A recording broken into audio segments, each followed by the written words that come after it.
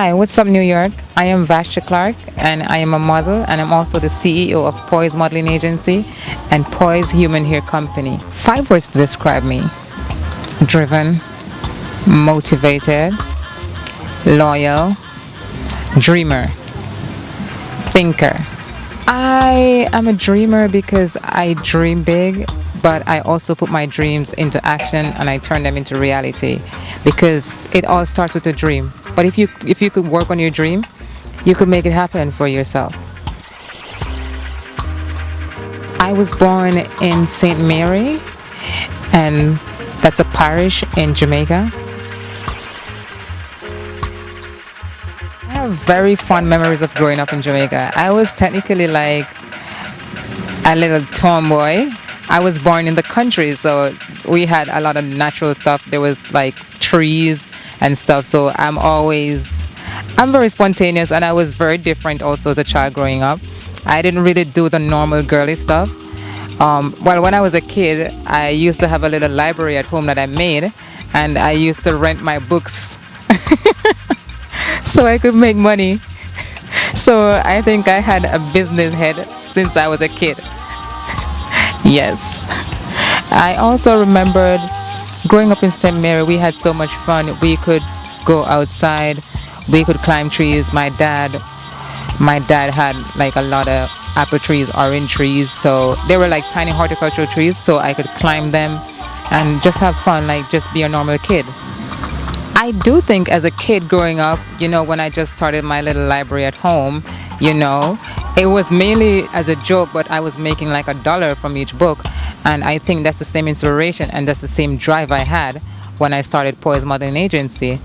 Well, I started Poise in 2005, February 13th to be exact, because I was modeling at a very prominent agency in Jamaica, but I wasn't making money. So I was thinking that I just don't want to be out there. People know me, but I'm poor. That was not the aim. This was for me to be successful, not to be famous and hungry.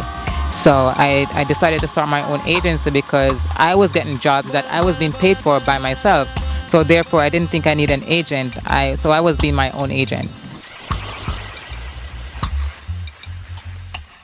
My influences at the time, I definitely looked up to Naomi Campbell. She was one of my biggest influences. I really like Grace Jones also because I think these women, they had a look and they knew how to work the market, So they were very, very influential. And there was this one Jamaican model. I had happened to meet her one time at an event, and her name was Lois Samuels. And I really, really liked her. I'm like, yes, this is what I wanted to do. I wanted to be an intelligent person and still cater to the industry, because as a model, the first thing people used to think back then when you're a model, it was never a career. They think you're dumb, as a model. Oh, it's not a career. You're not a teacher, so you don't have a career. But definitely you could change that. You could change all of that.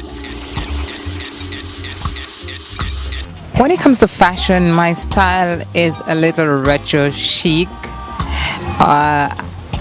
I like to stay classy and cute, but I really don't overdo it. And I really go with how I'm feeling. Like, you could still wear flats and be cute and classy. So I really go with my mood. Well, my mood, I'm always in a modest mood really, and I'm a business person, so I always dress so that I could go from one to another. So just in case I can't go home and I'm at a business meeting and I have to run to an event as a model, I'm still classy. I still have that look. I could still pull it off.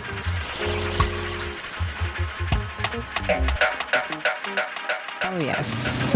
Well, I am a big connoisseur of human extensions, so I spend a whole lot of money buying extensions. So while I was in Europe, I was spending so much money getting extensions, and I was thinking, everybody always asks me, what are you wearing? Where do you get your extensions? So I'm thinking, there's a demand for it, it's not a fad. So I'm thinking, if I could tap into this business, I'm doing modeling. I know a lot of models. I know a lot of people in the industry. It's perfect for me. It's like working and not working. So I decided to start my own hair company. Before, I used to buy hair and then just retail, but then I was thinking, just do it on your own.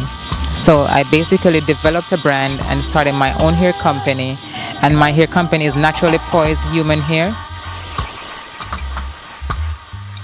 Well, my mission and my goals, of course, is to make money. That's a part of it, but that's not the entire stature of the business. I did it because, like, the fact is, black women really do wear a lot of extensions, and sometimes we go out, we can't get the extensions we need. Sometimes we get quality that we don't want. So, if I could make it happen, and it's on the market for them easier to get and it's affordable, then why not?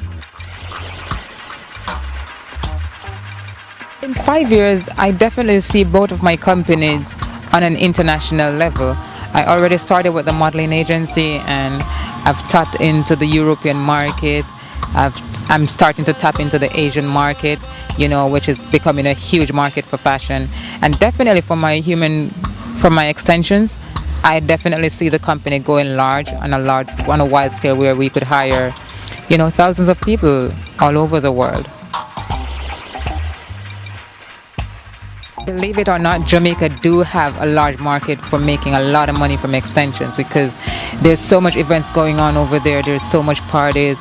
Like, we are the hub in the Caribbean for all the events, The biggest events in the Caribbean are mainly in Jamaica. It is what it is. And the girls in Jamaica and the females over there, they like to look good. These girls, they party and they don't want to wear the same thing all the time, so it's a huge company. I have a lot of clients in Jamaica who purchase hair extensions from me. We also do like customized wigs, and I have like a lot of customers in Jamaica who purchase wigs and I ship them over.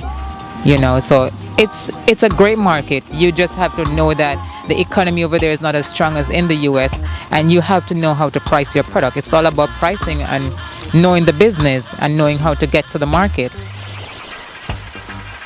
My advice for young people is believe in yourself and do what your heart tells you to do. You don't have to do what everybody else is doing. Be who you are. Like, everybody is different. Everybody was made. Not everybody could be a doctor. Then there would be no farmers. How would we eat? Like, just do what your heart desires. You have an opportunity now where the internet, like, that's everything right now. When we were born, it wasn't so popular. Now it's everywhere. Tap into that. Like, go to school. Make sure you get an education. Tap into the social media. And just do what you have to do for yourself, Be strong, as black women also, we have to be strong and know that, we can overcome everything that's put towards us as people. Well, definitely that's my prized possession. It's not magic, but I love my tummy. My tummy is everything to me, so I do a lot of abdominals and stuff, and I always say, like, it doesn't make sense you have a nice car and you have a jacked up body. You have to look good. You have to treat your body the way that you would treat your car. So you definitely have to look good. So I really do a lot of crunches and a lot of abs for my tummy. I want to say what's up to my Poise team back in Jamaica, my Poise team here. What's up to What's Up TV for giving me this opportunity. What's up to Mr. Sean Walsh, a friend for a long time and a big motivator in my life. I want to say what's up to my mom in Jamaica, all my friends and family back home. What's up, special what's up to Sherry, Cassie, and Sasha. And a special what's up to all my sponsors who have supported me from 2013 until now. What's up, Shami?